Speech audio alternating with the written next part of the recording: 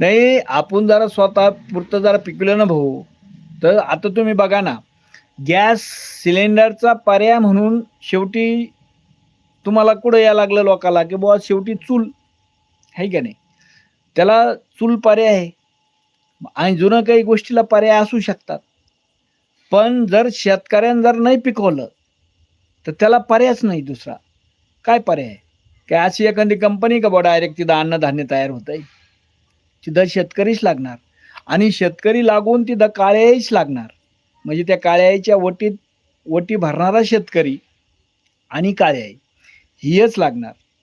नाहीतर तिथं असं थोडीच आहे की एखादी कंपनी तयार झाली, मस्त विज्ञानानं प्रगती केली मित्रांनो.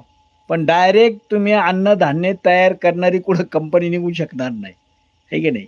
त्याला आपल्यासारखा शेतकरीच लागन, त्याच्या मनगटात बी दम लागन आणि काळी